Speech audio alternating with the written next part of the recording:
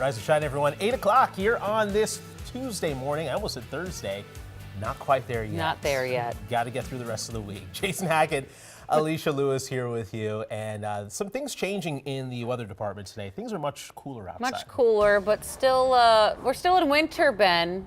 We gotta remind me, even though it doesn't feel like technically. winter. I mean, yeah, well, back-to-back days in the 60s or warmer, and when we have more of a normal day like today, it feels a whole lot colder than it actually is. Yes, it is cooler this morning. We had a cold front move through yesterday evening, gave us some blustery conditions last night, but the wind is now starting to relax. You can see wind speeds range from 5 to 15 miles per hour, and as surface high pressure moves on top of us throughout the day, you can expect the winds to gradually fade entirely, likely by lunchtime. Temperatures are bottoming out. We're now about a half hour after sunrise, and as expected, 28 degrees is our current temperature in the Twin Cities. And look at this, single digits up across northern Minnesota. So it is pretty chilly across some parts of the state, but with the wind relaxing, we won't have as much of a wind chill as we head deeper into the day. This is the temperature and wind chill graphic for today. You can see temperatures peaking about mid to late afternoon, low to mid 40s, which is a couple degrees warmer than average, but a more than 20-degree drop from what we saw high temperatures yesterday. Not to mention, we are going to stay mostly sunny as well. We do have some lazy high clouds drifting overhead, giving us some pretty colors to our sunrise, but today's going to be a pretty quiet day. We'll call it seasonal by seasonal standards. We're looking at another warming trend. Temperatures warming almost 10 degrees every single day through the rest of the work week, peaking on Friday when we reach near 70. And then our eyes turn to this strong spring storm system that will bring us a wide range of conditions from Friday into Saturday, including the chance for thunderstorms, rain, snow, wind, colder temperatures, all of the above, all possible later this week. We'll have your latest forecast just ahead. Cece?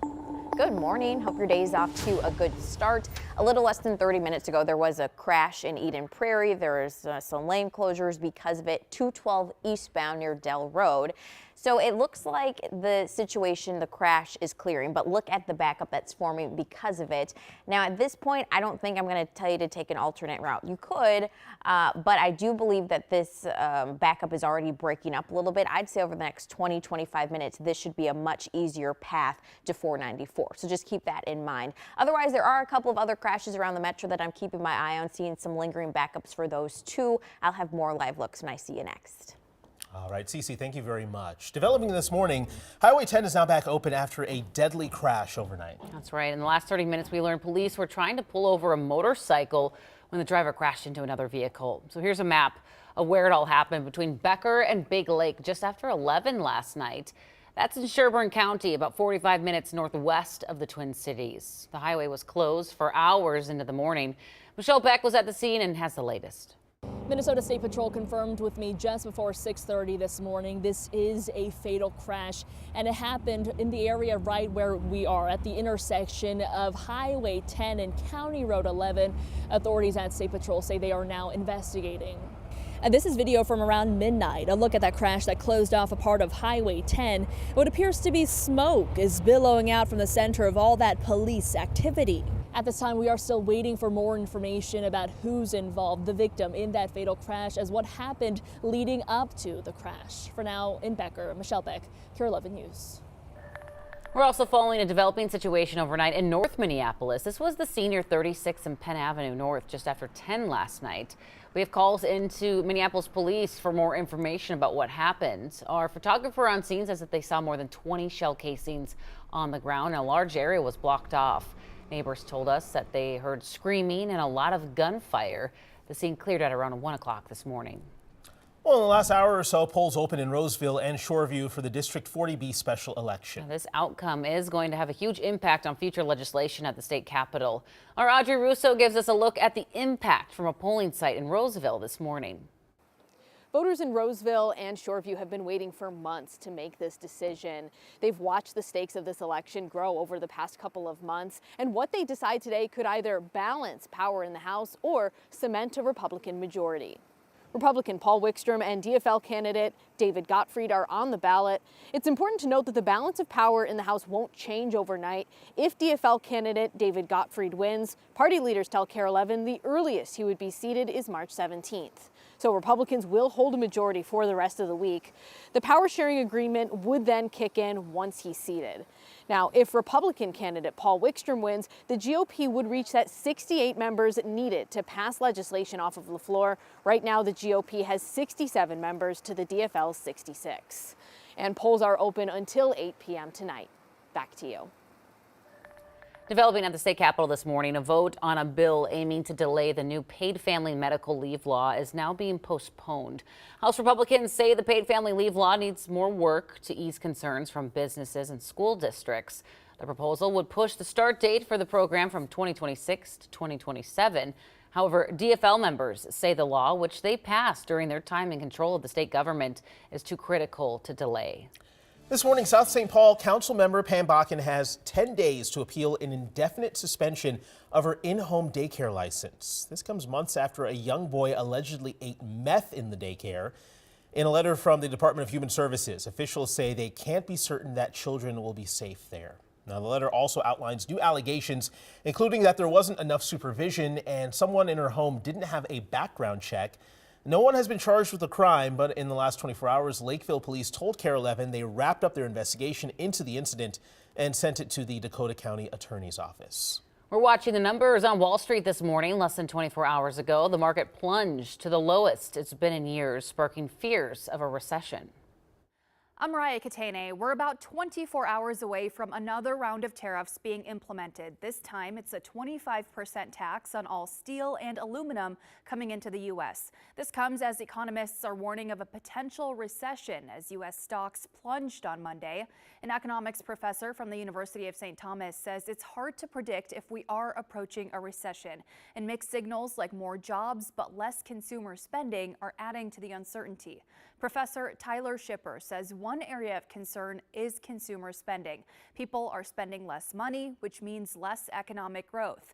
Top economists have increased their odds that a recession may happen in the next several months. Goldman Sachs says there's now a 20% chance we could enter into a recession this year. Much of the uncertainty this morning is being fueled by Trump's announcement of tariffs on other countries. In the last 24 hours, China and Canada retaliated with fresh tariffs of their own. Ontario imposed a 25% increase on electricity exports, hitting Minnesota, New York, and Michigan. Ontario provides power to 1.5 million Americans between those states and ours. On an average, this will add around $100 per month to the bills of hardworking Americans. Ontario's premier says he will not hesitate to increase the charge or shut the electricity off completely if the U.S. escalates its tariffs. You may be eligible this morning for money from a $45 million settlement with MGM Hotels. According to the settlement, private information like names, addresses, phone numbers, and emails were accessed in 2 data breaches in 2019 and another in 2023. Customers could receive $20 if their name or address was accessed, and up to $15,000 for fraud or identity theft. You have until June 23rd to submit an online claim. At 3 this afternoon, you can learn more about the applicant seeking to redevelop the People's Way site at George Floyd Square in Minneapolis. This is happening at the Powderhorn Recreation Center. Leader of the 4 nonprofits applicants will be there. You'll also be able to share your feedback as well. Now, if you can't make it, there's an online survey now open until March 21st. The city will use that to determine which organization will get development rights. All right, time now 8:09. Let's take you outside here. Beautiful sky there set against the backdrop of downtown Minneapolis. And as you step outside, you can feel the change in the air a little bit. No hat, though, for you, Ben. No, not quite yet. I think the threshold is like, once it gets to like below 20 degrees, then I'll put some headwear on, some earmuffs or something like that. But yeah, we have the hat, we have the coat, I should say, and we have the gloves, which are a little more necessary as we head into the morning hours. It's a far cry from the 60s we saw yesterday. Now, we did not hit a record high in the Twin Cities. We missed that by 1 degree, but other parts of the state did. St. Cloud hit 69 degrees. That basically shattered their old record of 61. Eau Claire saw a record, and Rochester tied the record of 63 degrees. Now, what was interesting is you saw some parts of the Twin Cities metro see temperatures that were in the upper 60s to near 70. Look at this. Blaine hit 70 degrees, but further east, Lake Elmo only 61 degrees. South St. Paul, Lakeville only 62 degrees. And the reason has to do with lingering snowpack. See, you remember the middle part of last week, we had a decent snowstorm move through the area, and the higher snowfall totals were south and east of the Twin Cities. You could see Faribault with still snow on the ground only got to 59 degrees yesterday. And what we saw yesterday about early to mid-afternoon is a subtle wind shift. The wind shifted from the southwest to more from the south, and that pushed that air that was over the snowpack to push into parts of the Twin Cities metro. That's why we did see temperatures a little cooler, a couple degrees cooler than originally forecast. Now, temperatures today have certainly dropped off from yesterday's cold front, currently sitting at 28 degrees in the Twin Cities, single digits up across northern Minnesota. Little breezy this morning, but the wind is forecast to relax as we head into the afternoon. Surface high pressure, which is currently situated over the Red River Valley right now, that will be pushing overhead. That will allow the winds to subside and allow us to stay mostly sunny. And this time of year, the sun is a lot stronger than, say, in February or January. So even if temperatures only reach into the low 40s today, it still is going to feel rather nice, and temperatures will be on a warming trend later this week. Today is about as cool as it gets, at least through Friday, and temps warm about 10 degrees every single day, peaking on Friday, where many of us will be once again near record highs. The record high at MSP on Friday is 73 degrees. Now let's talk more about this spring storm system, which is going to really shake things up for us as we head into the weekend and in the days beyond.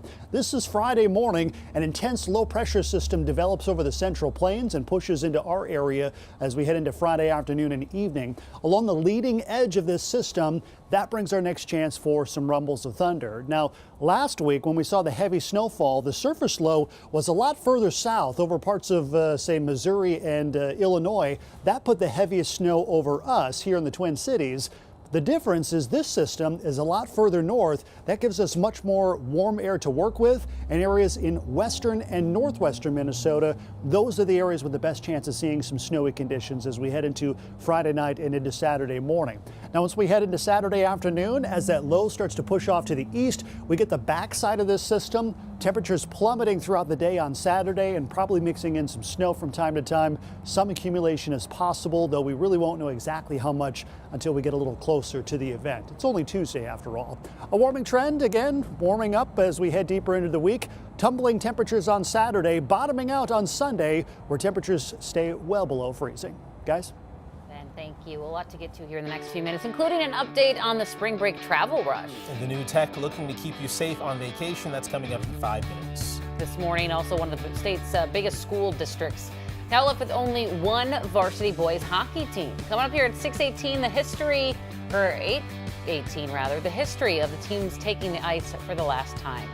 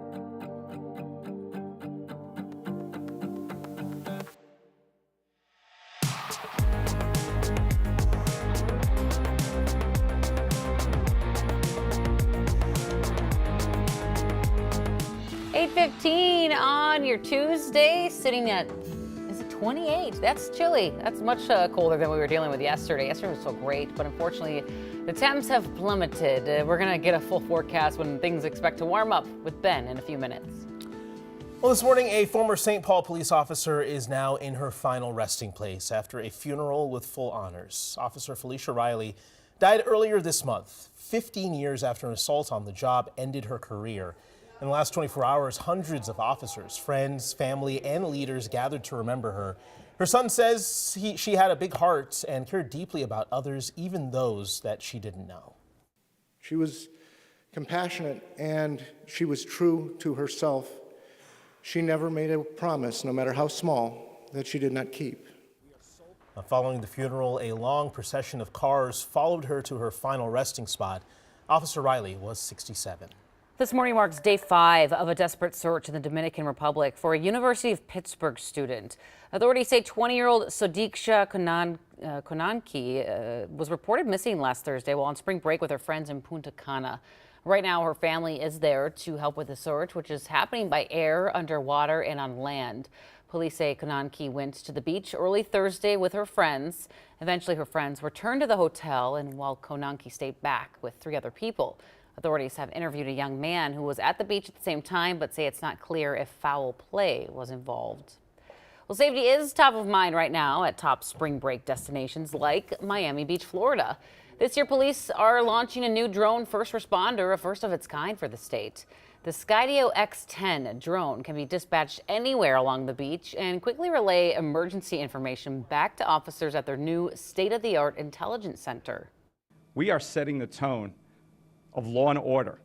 People are looking at us as to how to accomplish safety, reduce crime, crack down on spring break, and the timing is perfect as we approach spring break to roll out these initiatives. The new tech comes ahead of what city leaders expect to be one of the busiest spring break weekends. This morning, St. Paul Public Schools is moving forward with next season's consolidated hockey team. The team is made up of schools like Como, Central, and Highland Park, but not legendary Johnson High. Jennifer Hoff has a look at what's next for hockey in St. Paul. There's lots of history. I can't tell you how proud we are of this room. To know Minnesota is to know hockey. And then all these guys up here played college hockey. Perhaps the state's most historic team, though, dates back 112 years. Yep. Coach Moose Younghands there for more than 40 of them. From one small little old school on the east side. The St. Paul Johnson boys hockey team won 4 state titles, had 12 All-Americans, and one very legendary player. Godfather hockey on the east side, Herb Brooks. Every time you go someplace, the boys wear their Johnson stuff, they'll get stopped by somebody and ask them, "You play for Johnson?" And puts a smile on their face and all of our faces. Except the tradition-rich team is the latest to fold, Younghands says, due to the city's changing demographics, for years having to cobble players together from other schools. We knew it was coming, and we held out as long as we could. With just 4 Johnson seniors next year, the public school district decided to have one co-op boys team. The details being worked out at Harding Arena, the high school that will now play host. Parents and players meeting together for the first time. This makes sense now. Trying to figure out a team name and transportation between cities. Our guys will fit in. They just want to play. For Younghands, it's the end of an era. I'm okay. Looking back on an illustrious career. Nothing but good memories of every year. Knowing the state of hockey will always carry on. Everybody's proud of their community. Even if it's not at Johnson. We're, proud Eastsiders, and we always will be, and this isn't going to change it. Aw, bummer to see it go. Yeah, such a so legacy. Much history for sure. Yeah, Johnson and Governors won just 9 games this season. Jennifer tells us it was likely his last year coaching, the coach there, saying you'll find him in the stands cheering on the players. All right, 8:20. Let's get over to Cece. You were tracking quite the backup on 212. Has it improved at all? Yeah, around 8:10, 10 minutes ago, that crash in Eden Prairie cleared. It was on 212 eastbound, not too far from Mitchell Road. You can see the backup stretching pretty close to Highway 101 here, but traffic at the crash site, so this is another view of the backup, but at the crash site, things are starting to flow a little bit better here now that that vehicle is off that left shoulder there. So as you're headed toward 494, that is your view in that area. I'd give it another 15 minutes or so before things get back to normal. Hey, Ben, a little cooler than when I was talking to you this time yesterday. Yeah, that's right. Temperatures are going to be about 20 to even 25 degrees colder this afternoon versus yesterday afternoon. It's thanks to that big cold front that passed through yesterday evening. I want to show you current conditions near downtown Stillwater. This is our VAC TV camera at the Water Street Inn. You can still see some ice on the water there. You can still see some patches of snowfall, even though temperatures made it into the 60s yesterday. And right now, it's colder than freezing. Right now, it's 28 degrees. We have a wind chill that feels like it's in the lower 20s, but that north wind is gradually fading. And as it does so, it's going to cut off that the advancement of the colder air. Look at this, single digits up across northern Minnesota. Bemidji right now is at 6 above. Thief River Falls is at 5 above with sub-zero wind chill values in that part of the state. Now, as surface high pressure moves overhead, it's going to give us lots of sunshine, and it will allow those winds to relax. So sunshine this time of year and light wind, even with temperatures in the lower to middle 40s, it still is going to be a pretty decent day outside, all things considered. And as we head into the rest of the week, temperatures are on a warming trend. We'll see daytime highs warm about 10 degrees every single day. 50s on Wednesday, 60s by Thursday. Temperatures peaking on Friday, when some of us will be once again close to record highs. For what it's worth, the record high at MSP for Friday is 73 degrees. And if we do hit 70, it'd be the first time of the season. Then our eyes turn towards this strong spring storm system, which is going to move into the area late in the week. An intense area low pressure moving from the Central Plains into the upper Midwest. Our chance for rain starts to increase later Friday afternoon, with a better chance at some rumbles of thunder as we head into Friday evening. That's the leading edge of this system. However, the better chance for severe weather is further south. This is south of the warm front, so parts of Iowa, Missouri, and Illinois have a better chance of seeing some strong to severe thunderstorms. As we head deeper into Friday night, into early Saturday morning, that surface low moves right on top of us. And typical with these spring storm systems, the best chance for significant accumulating snow is usually on the northwestern side of this system. So right now, the Red River Valley and western Minnesota, a better chance at significant accumulating snow on Saturday. Once we head into Saturday afternoon, that low pushes away from us. We see that cold air filling in on the backside. We see that rain transitioning to snow even here in the Twin Cities, and that's our best chance at seeing accumulating snow. Once we get into Sunday, the winds begin to relax, but those temperatures, they're going to take a big hit. Take a look at this. Friday's afternoon high, 71 degrees. By Sunday morning, the temperature dropping to 20 degrees. That's a more than 50-degree drop in about 36 hours. So that's pretty significant. And I think a lot of us will be feeling the chill as we wrap up the weekend. Today, feeling a little colder, but despite temperatures dropping significantly, we're still going to be about a couple degrees warmer than average for this time of year. 43 degrees for a forecast high today. And again, those temperatures will continue to rise as we head deeper into the week. So what you're feeling right now is about as cool as the forecast gets through the rest of the work week. Big changes heading into the weekend. Saturday's temperatures probably starting off around 50 degrees before tumbling into the 30s by the afternoon. And again, temperatures bottoming out Sunday before another rebound by St. Patrick's Day. We'll be right back.